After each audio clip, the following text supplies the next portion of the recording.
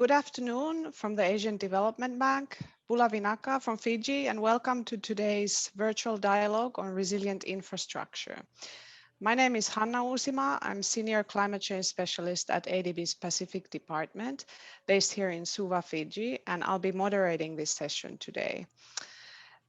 This third season of the virtual dialogues is exploring cross-cutting resilience issues.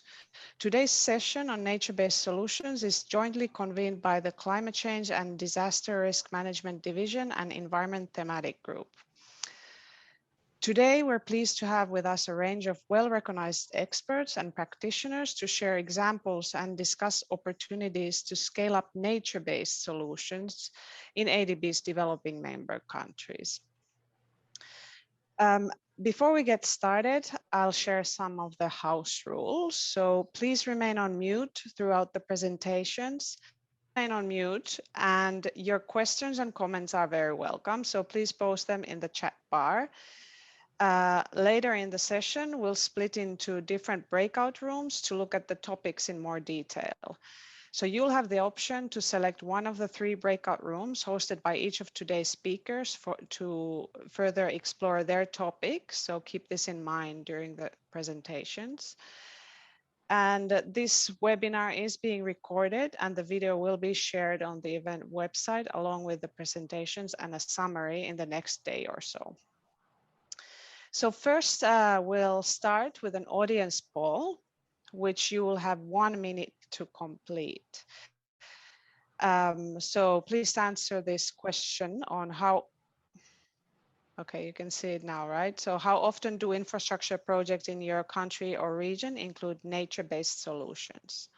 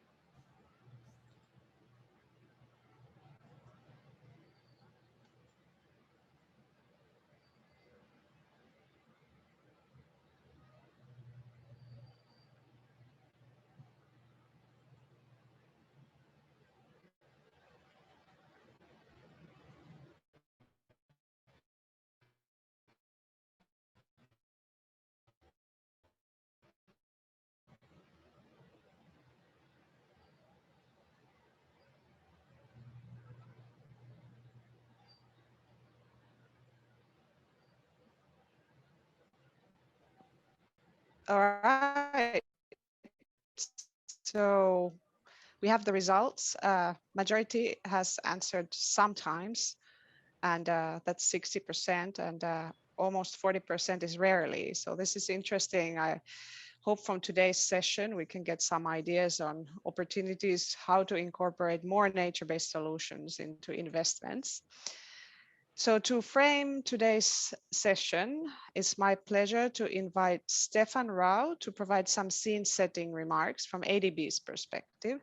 Stefan is a senior urban development specialist with ADB's East Asia department. Stefan, the floor is yours. Good morning, good day, colleagues, friends. Thank you very much, Hannah and Belinda, Sugar, Faisal, Steve, and Charlie, all of you organizing this event. This is most appreciated. Let me share a few concepts and experiences from our work in the PRC on sponge cities. Sponge city is a term that's mostly used in China since about 2013, and the key issues that sponge cities is addressing is challenges of urbanization with a lot of horizontal expansion. You can see a picture here of the Pearl River Delta city cluster area, and a lot of coastal coastal resilience issues. Gladly, we have just received a new report from from World Bank Group with ADB on the risk for China. There's a picture on the top, and of course we have a lot of increased flood risk, disasters, issues related to health, environment, and of course water quantity and water quality. Sponge cities are, the concept of a sponge city is not so new, though it borrows concepts from things like low impact design, water sensitive design, ecosystem-based adaptation, sustainable rainwater management, and others that have developed much earlier in other countries. But now the sponge city term also is used in some other countries. For example, Berlin, Germany is also using that term for their own nature-based solution measures. Sponge city also responds to is a urban rainwater and flood risk management concept, reducing paved areas, making cities more pervious, basically like a sponge to retain and detain and infiltrate naturally the rainwater and the stormwater. It's also generally improving the urban water cycle through decentralized management, and it also contributes to an overall water resource management of a city by addressing flood risk, water scarcity, and pollution. Water scarcity, of course, also water abundance in some cases, and of course more variability as climate change impacts kick in more severely. Sponge city contributes to managing pluvial flooding, so that's urban waterlogging, urban storm events, and also fluvial flooding, that is river flooding. So the fluvial flooding management basically uses protected green space, wetlands, floodplain areas, and rehabilitate floodplains and riparian landscapes to increase the flow capacity of rivers. And the pluvial urban flooding management is basically to retain the stormwater and the rainwater as long as possible in a cascading system using green infrastructure, something like green roofs, rain gardens, parks, biospheres, and so forth. And then sometimes linked directly to outflow into rivers or lakes, or also combine with drainage pipes and other gray systems. The key concept is this. So do you have a conventional city on the left side with a lot of paved areas, and you can see the impact is a lot of urban water runoff because it cannot infiltrate down into the soil. And on the right side is the sponge city concept, where a lot of the storm and rainwater will have the possibility to infiltrate directly into the soil and to recharge the groundwater, and also then get back out through the soil moisture and the evaporation.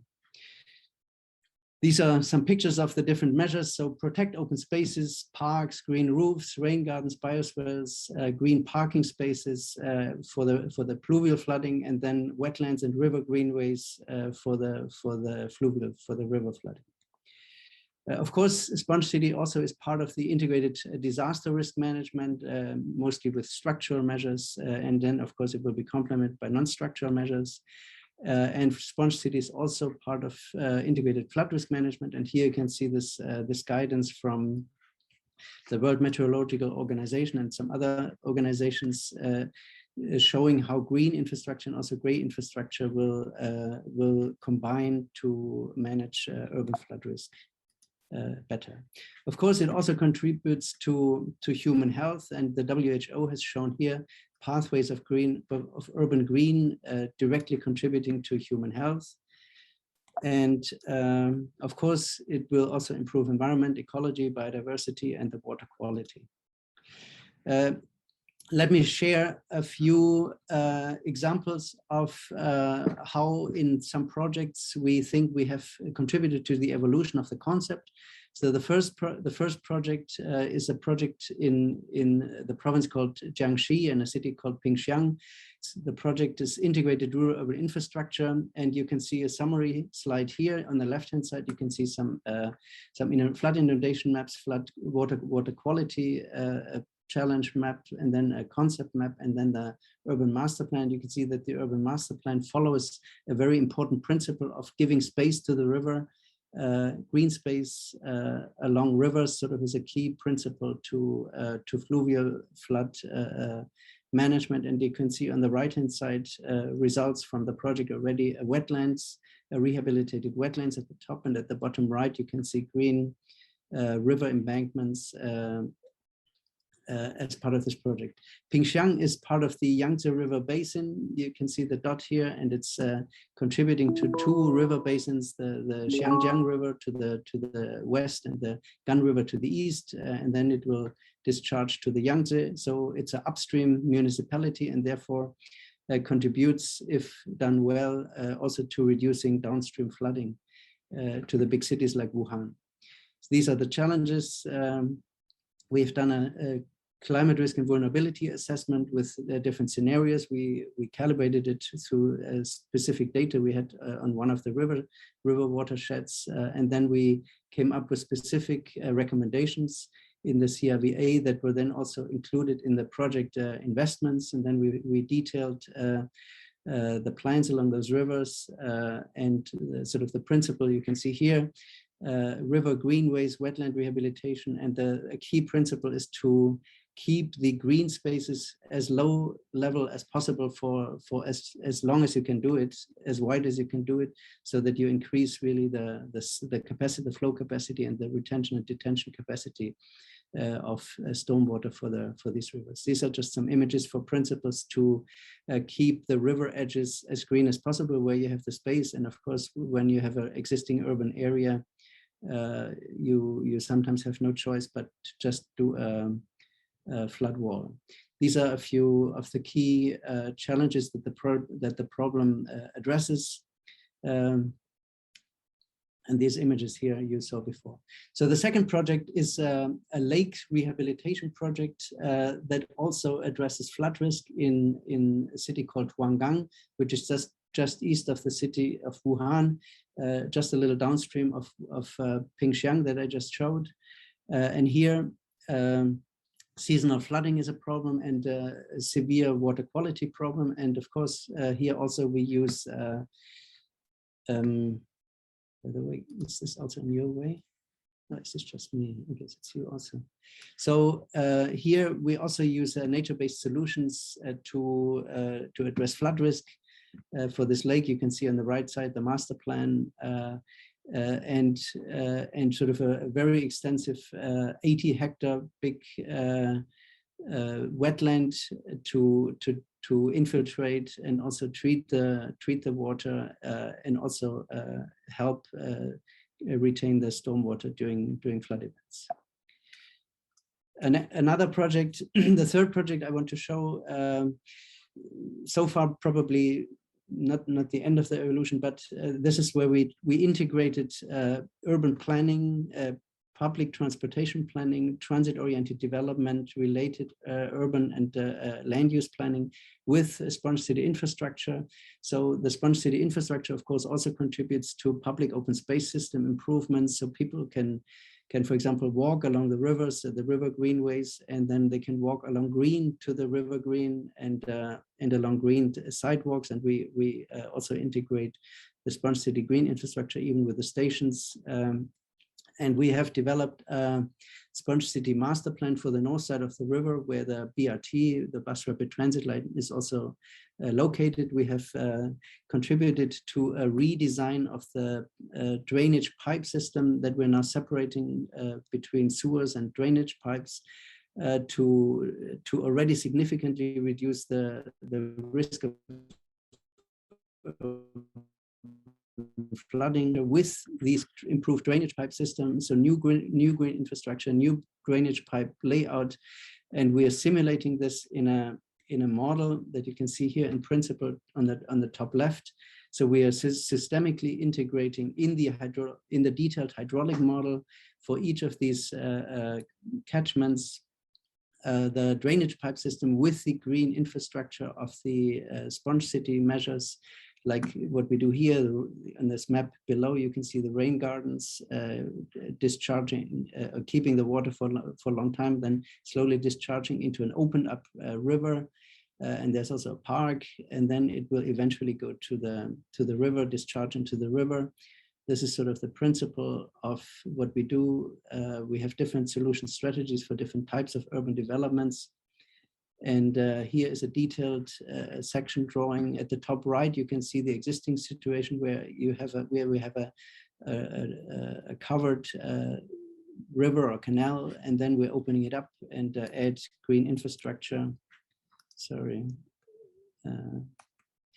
And then also green along this river. So this is showing sort of the last kind of that we have done to integrate systemically green infrastructure, urban planning, public transportation planning with the sponge city.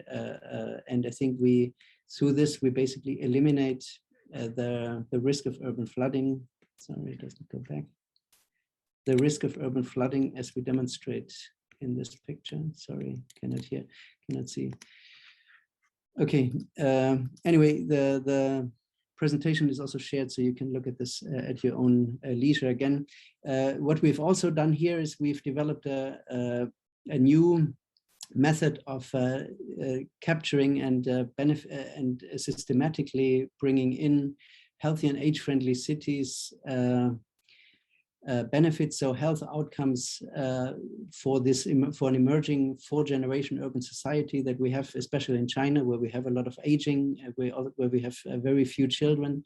So the urban space as a space for community and also as a space for active urban lifestyle with more green spaces and more public transport sort of was systematically brought out, and we developed a publication to show how this can be done for the local governments. With this, I stop and thank you all very much.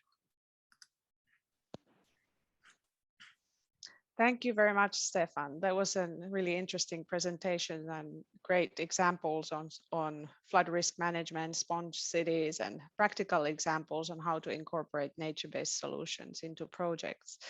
So we will now move on to the burst talks section of this event.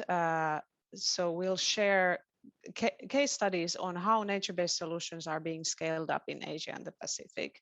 And again, we'd welcome your questions in the chat bar during the presentation. And then if we have time after the presentation, we can address these questions, or we can take these questions to the breakout rooms as well. So the first burst talk will be made by Anadel Cabanban. She's the head of office of Wetlands International Philippines and program manager for To Plant or Not to Plant and Building with Nature Initiative Asia in the Philippines. Anadel has worked with the United Nations Environment Programme, United Nations Office for Project Services, and the Asian Development Bank and others to deliver regional projects for the sustainable use of coastal and marine environment and resources. Anadel, please go ahead. Anadel, you're on mute.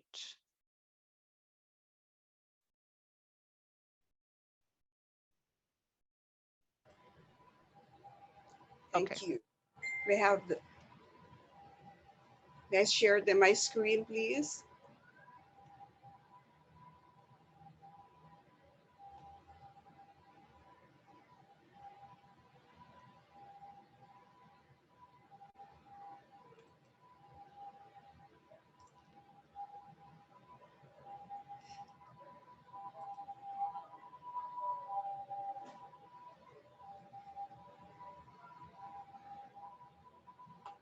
Can you see my screen, please? Not yet, Anadel, but we can share your slides for you if you like. Yeah, I need to have the share screen option, please. If not, you can project my slides. Thank you. Sure, we'll load those up.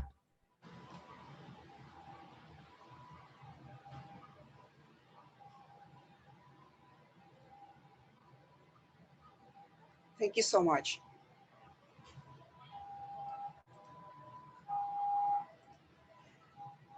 Thank you for the invitation to share our experience and lessons learned in nature-based solutions in Tacloban and Palo in Leyte.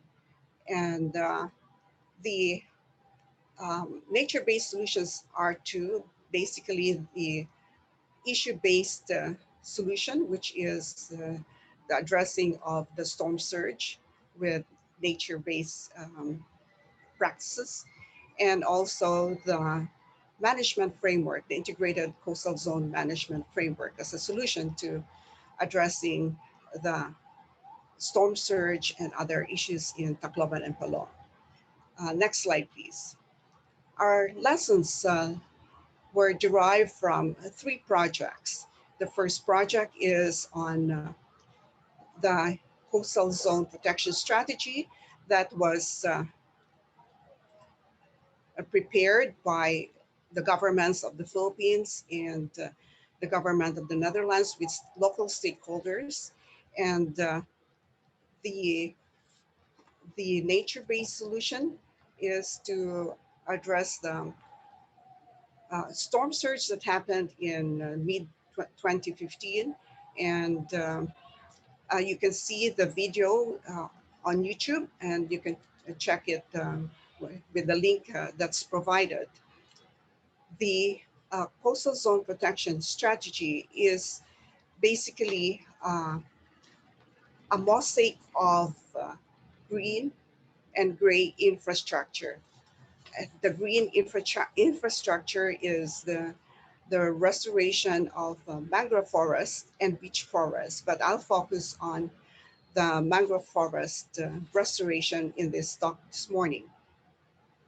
The mangrove restoration is basically the restoration of abandoned, underdeveloped, and unproductive fish ponds in one barangay in Tacloban. The second project, next slide please, is the One Resilient Project. The One Resilient Project is to build on the results, the strategy that was prepared under the Coastal Protection Strategy. The Coastal Protection Strategy is in essence a strategy that has the green infrastructure, as I mentioned, and the focus of this One Resilient Project is to restore beach forests and abandoned fish ponds. And these two demonstration sites have been successful, but again, I'll focus on the mangrove restoration as the focus of our lessons learned today. The third project is the Partners for Resilience project that was prepared in 2016, implemented in 2016 to 2020. And again, this project is intended to build on past work, the One Resilient Project, as well as the Coastal Zone Protection Strategy. The Partners for Resilience project promotes integrated risk management. Basically, this means the incorporation of environmental management and restoration, the climate change adaptation, and the disaster risk reduction. We consider the Coastal Zone Protection Strategy as a project that has integrated all these aspects, and therefore we wish to have implemented it with the management body. However, in the course of our implementation, we were not able to see clearly which environmental or governmental body that will lead this Coastal Zone Protection Strategy. And in the process of looking and seeking the management authority that will conduct the implementation of the actions under the Coastal Zone Strategy, we realized that there are chronic and more pressing environmental issues that's besetting the communities living along the coastline of Tacloban and Palo. This already presents us two lessons. One, that it is important to have a coordinating body in the implementation of such a strategy, of a coastline strategy that incorporates not just one intervention, but several types of intervention. This is akin or similar to an orchestra where you need to have a conductor that will determine the rhythm of the music and also determine what sort of, what part of the orchestra that needs to highlight the tone or the sound. So we need to have a coordinating body for coastal zone protection strategy. Another lesson is that we need to have more understanding of the ecosystem and to see what are the pressing issues that occur there and address them. We have found that flooding, chronic flooding, because of the destruction of the the brim of the basin, in the sub basin, and the destruction of coastal forests is causing both chronic flooding from the rivers as well as from the sea. Next slide, please. So um, there are many lessons learned from these projects, but I'll focus on three, particularly geared on the mangrove reforestation, especially the restoration of abandoned, underdeveloped, and unproductive fish ponds. It's necessary to have an understanding of the agency or the authority that has the mandate in the coastal zone that you are trying to restore or improve in terms of management.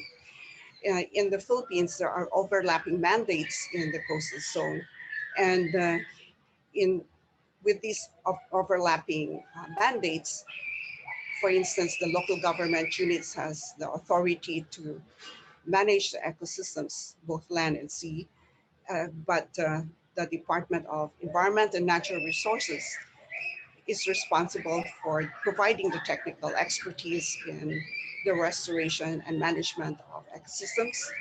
The Bureau of Fisheries and Aquatic Resources is responsible for the use of mangrove forests into fish ponds, and once they are no longer viable, they have to turn it over to DNR, the Department of Environment and Natural Resources.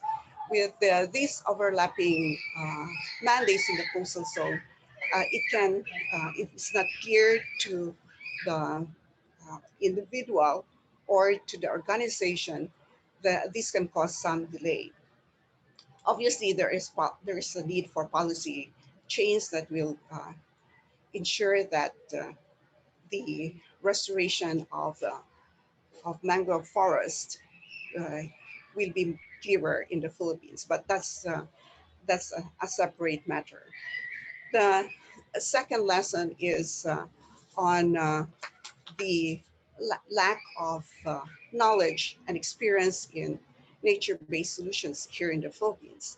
And we have tried to overcome this hurdle by providing training in the local, as well as giving them study visits in Panay. And we also provide training in terms of learning by doing rather, by having a pilot site in Nula, Tula.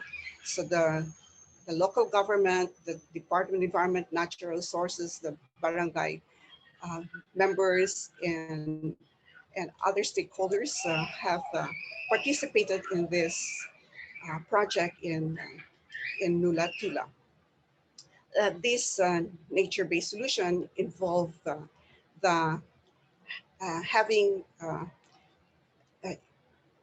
seedlings of many different species, not just one, and then planted at the right time and space in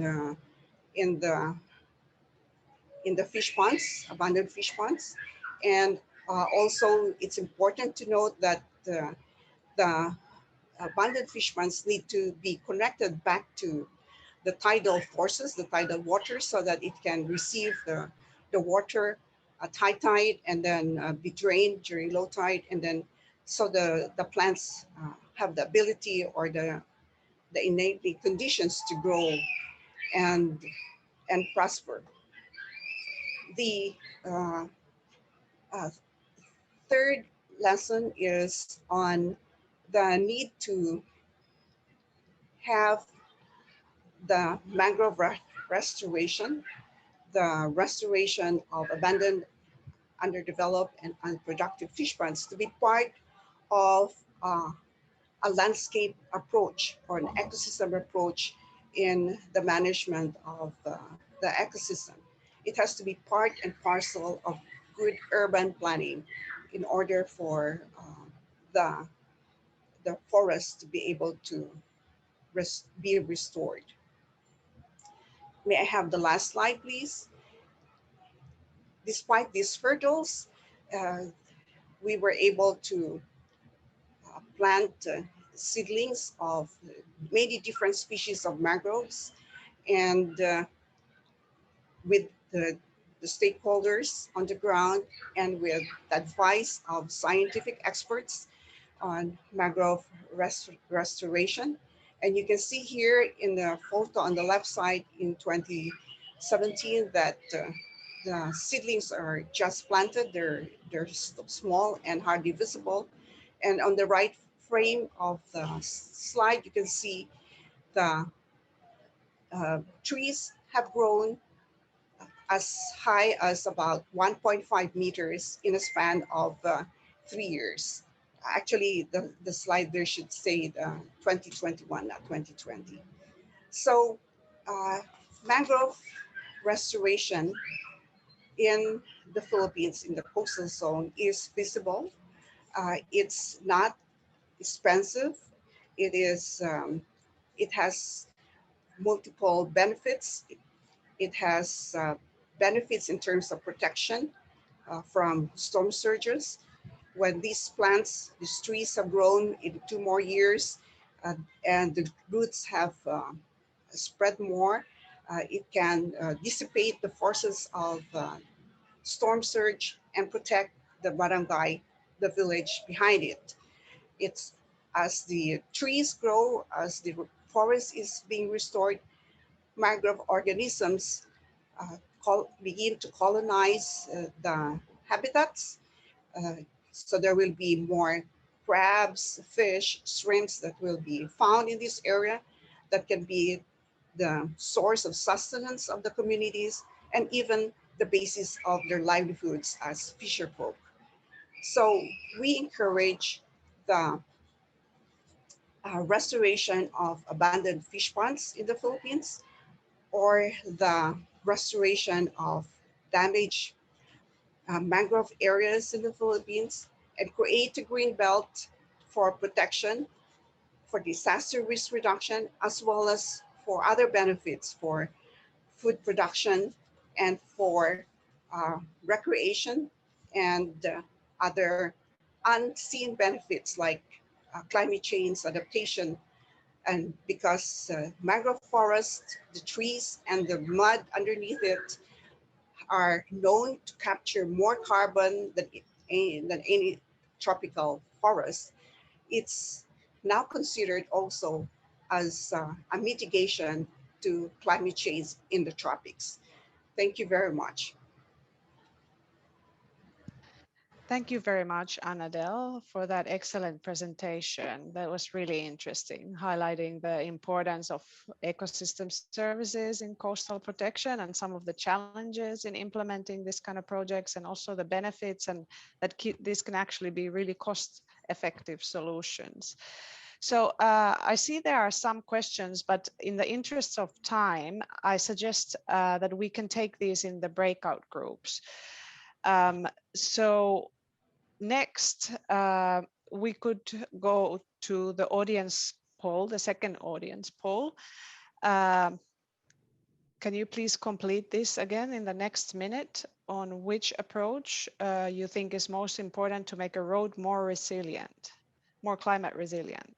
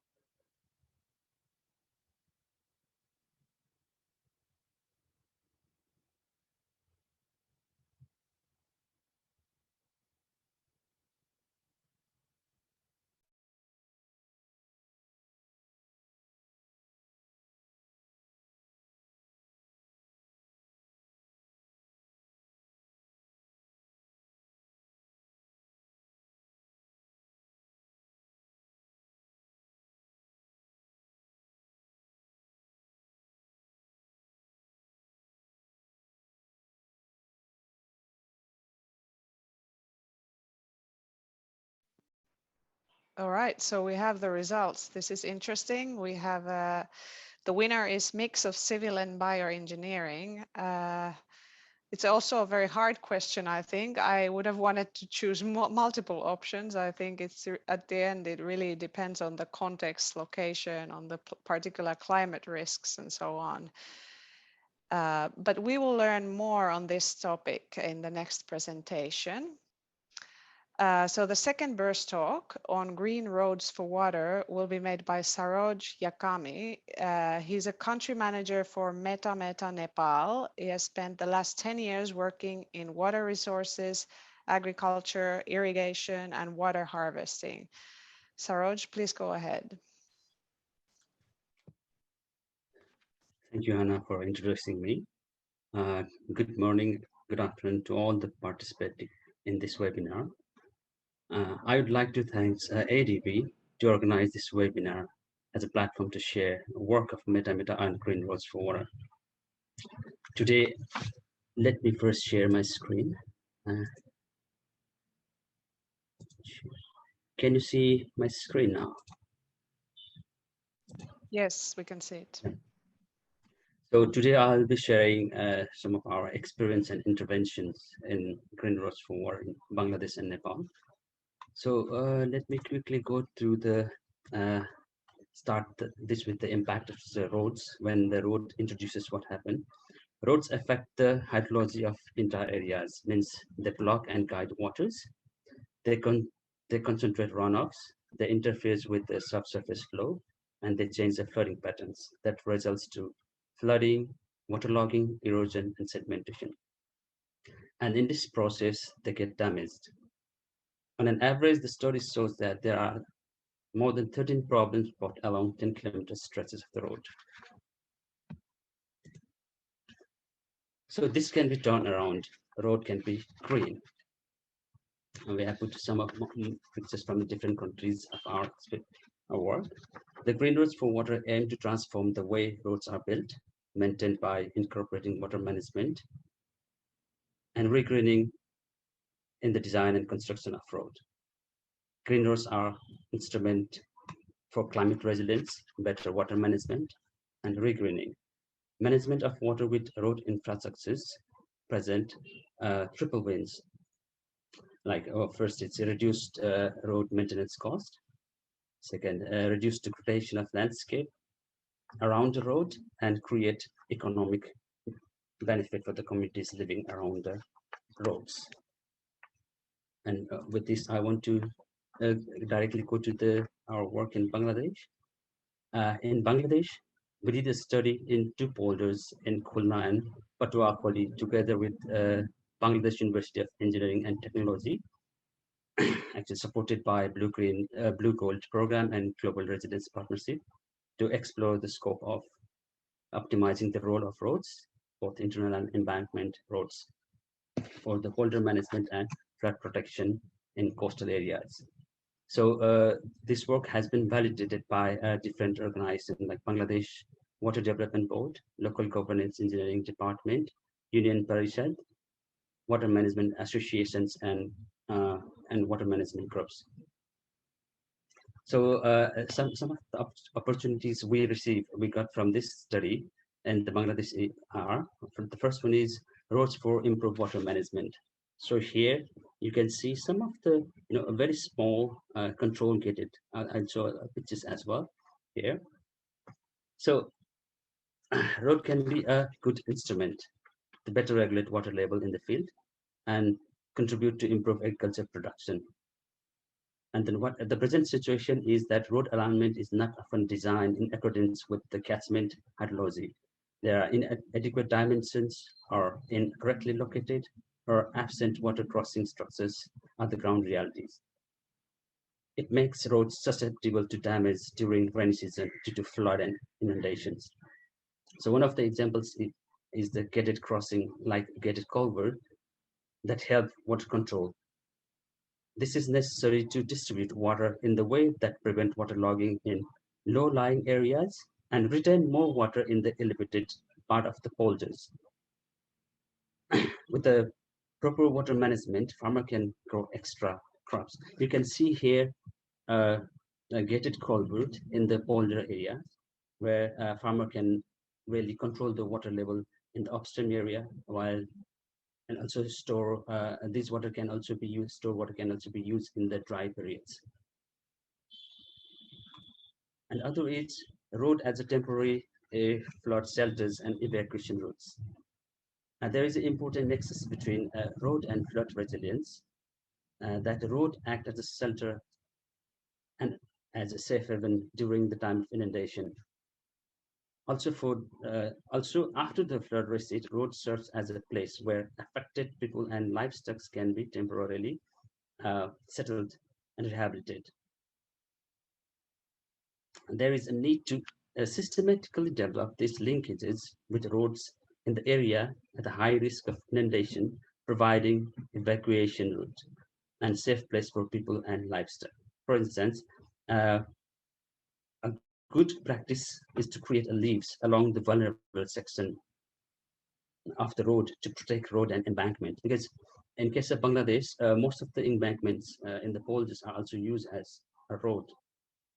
So wherever there's a vulnerable section, we can protect it from the and make a leaves to rehabilitate people and the livestock when there is a flood and inundations. So in this case, some of our measures, there is also a case that we can also regreen the lower side of the embankment with the bioengineering, so to protect it from erosion and slides. So some of the measures recommended from the study were well taken up by a Blue Gold program in 2020. One of the important example is the use of gated culvert for improved polder management and maximize return from the agriculture. So one of the study from the Bangladesh University of Engineering Technology shows that by improving the drainage over 20% of land in polder, like its example from polder 43 by 2F, that is area of 200 hectares, that leads to additional agriculture output of more than 190,000 euros every year. And in polder 26, it is estimated that if we improve drainage by 60%, that is around 1,200 hectares of the land, it will boost agriculture output by more than €1 million every year. So that is a study showed by the university. Now let's jump to the experience from Nepal. So some of the activities what we have done in Nepal is a feasibility study of the green roof war in hill and mountain areas and in the Tarai plain. And another activity we have done that together with the Department of Local Infrastructures is a training to engineers and policymakers for this green roofs for water.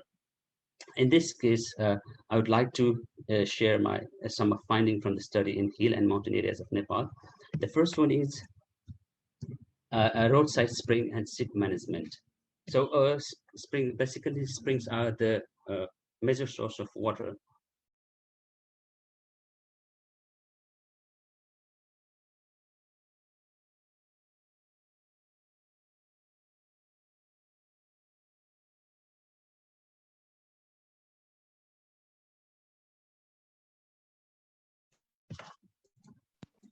Can you hear me?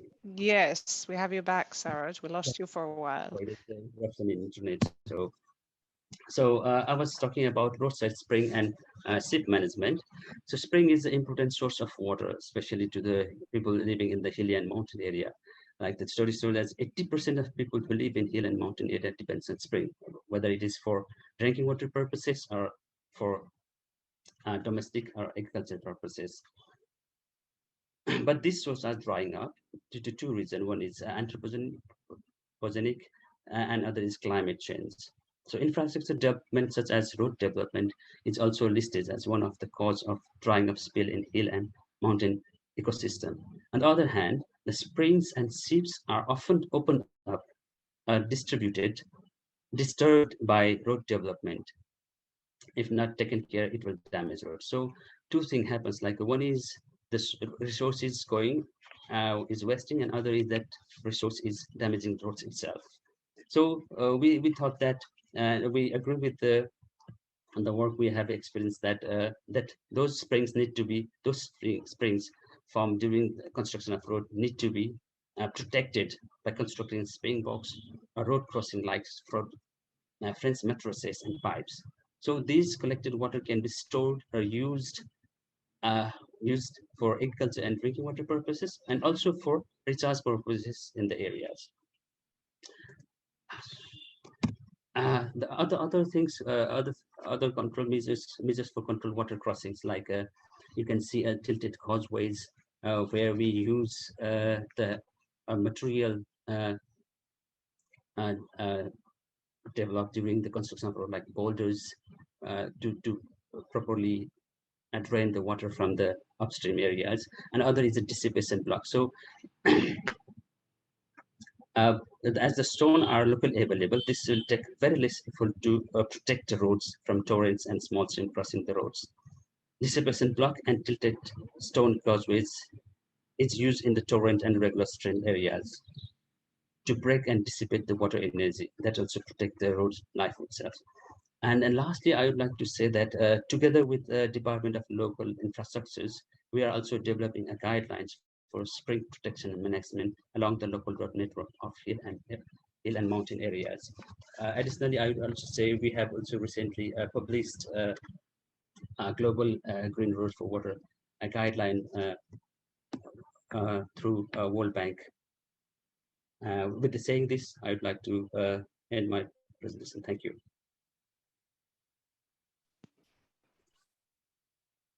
Thank you, Saroj, for that fantastic presentation. Really interesting. Again, I think we can keep the questions now for the breakout rooms. So now we will move to these 3 breakout rooms to continue the discussion. So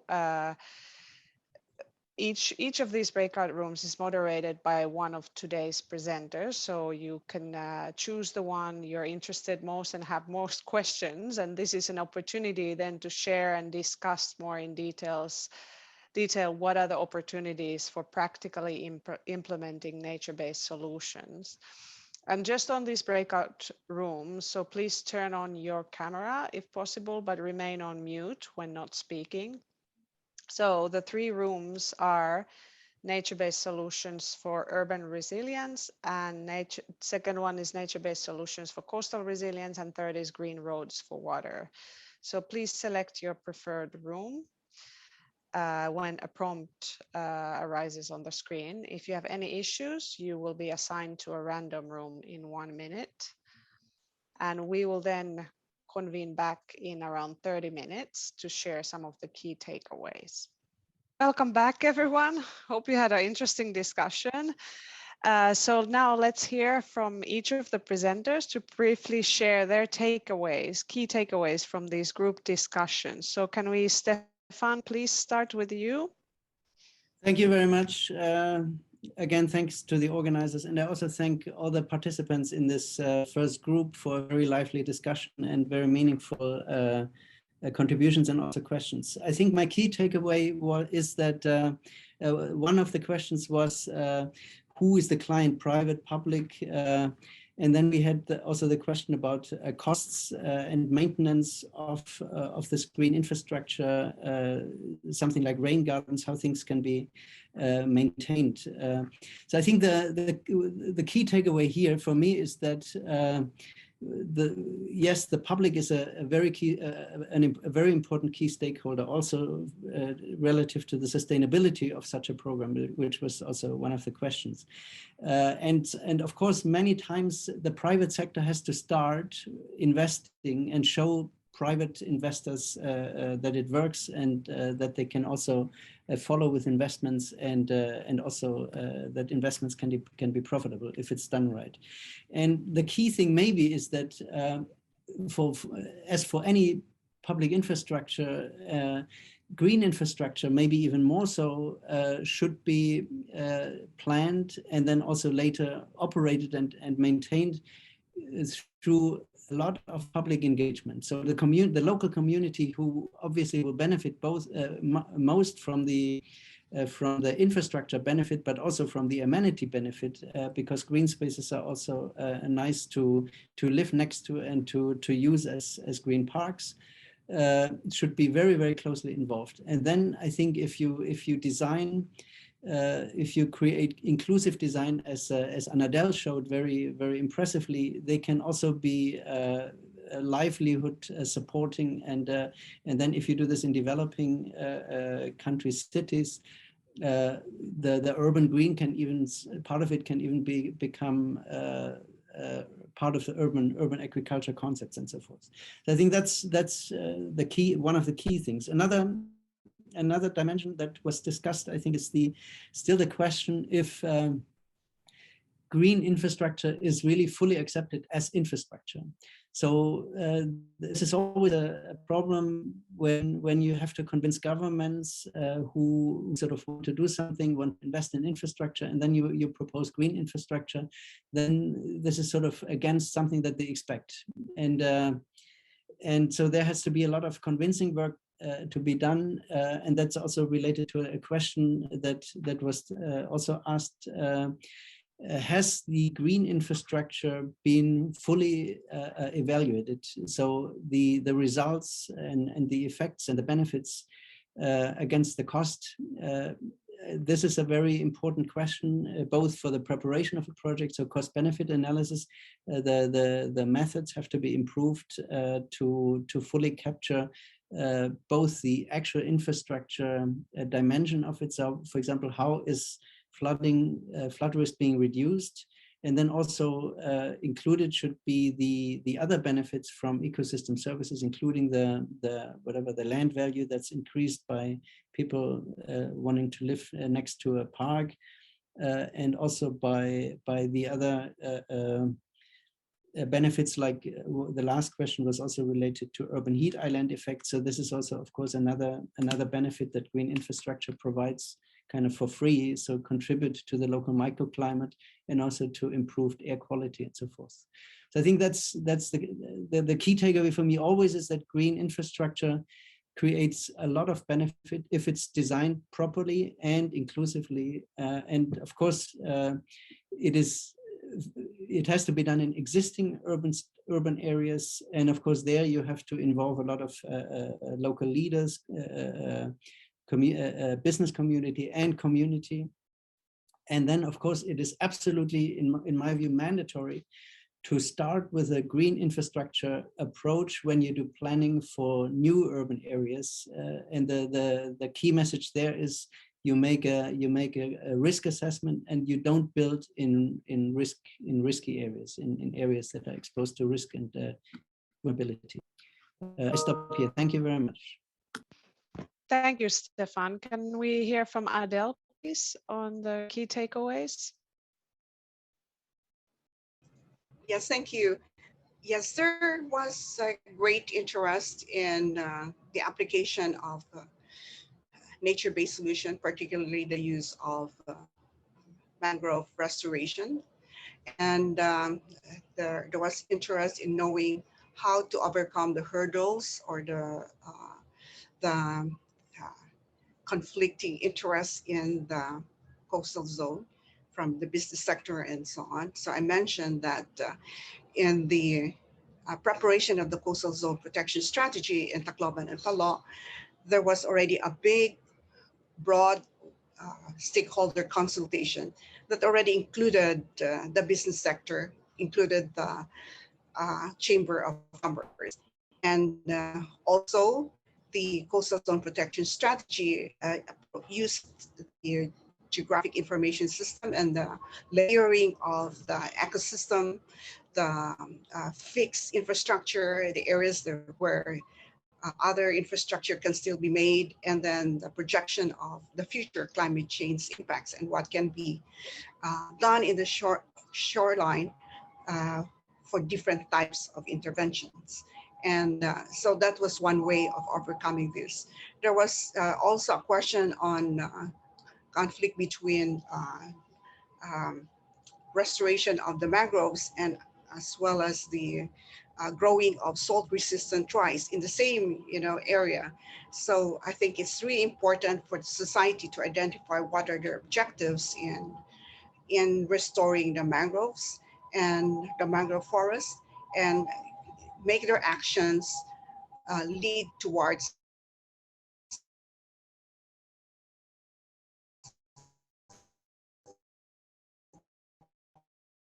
that support to fisheries, support to livelihoods, support to sustenance.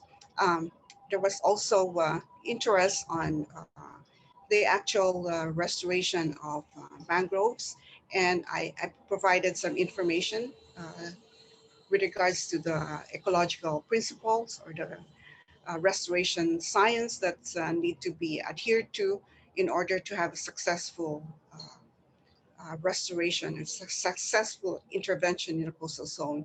There was also interest in the application of nature-based solution in other areas like open waters.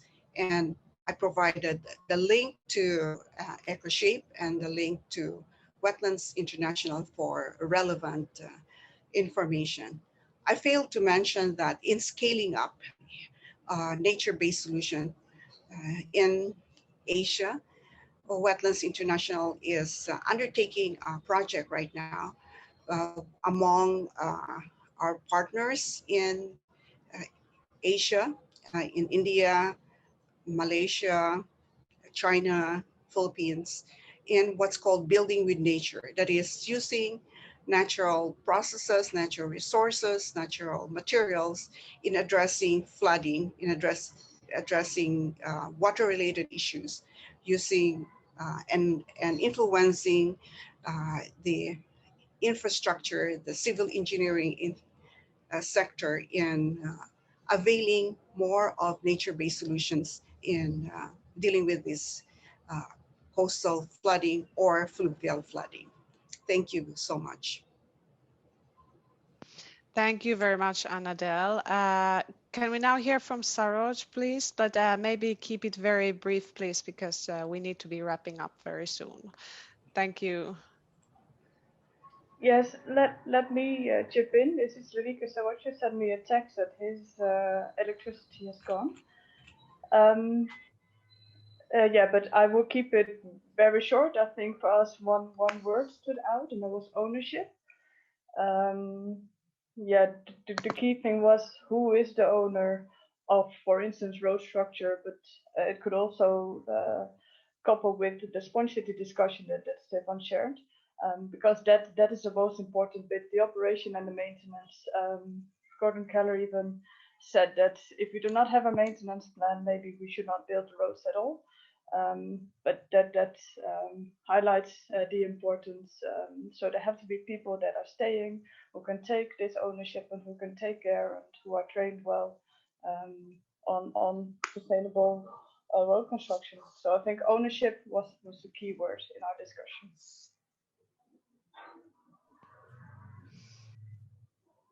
Thank you very much. Okay, we lost Saroj then, but yeah. Okay, thanks for stepping in. Okay, so I'd now like to bring this session to a close. I think it's been a really interesting discussion on nature-based solution. I've certainly learned a lot. I hope you have as well. We've heard great practical examples of implementing nature-based solutions and how they can be implemented alone or in an integrated manner with other solutions, and that they are determined by site-specific contexts that also include local knowledge. So local community participation is important, and that often these can be very cost-effective solutions. But we've also heard about some of the barriers, such as, for example, having a standardized methodology for cost-benefit analysis for valuing the benefits, including the longer-term co-benefits from nature-based solutions, and valuing the operations and maintenance costs. And these are also important for government buy-in, and then also ownership. And one other aspect that I think at least is for our operations in the Pacific is important is the whole cross-sectoral nature of these solutions. So it can be sometimes challenging when it complicates a bit the institutional aspects of projects. So this really requires an open mind to do things a little bit differently than traditionally. So I think there is really so much more to discuss on nature-based solutions that we haven't been able to fit in the 90 minutes, but unfortunately we'll have to end this session here. I'd like to thank all our presenters and speakers for sharing their inspiring work and for moderating the breakout groups as well.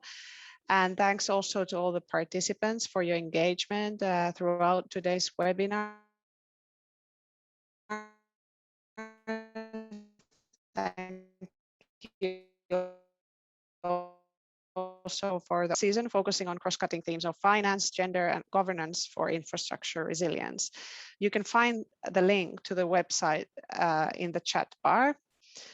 And also note that today's presentations and other resources, including a recording and summary, will be posted on the website in the coming days. So thank you very much, everyone.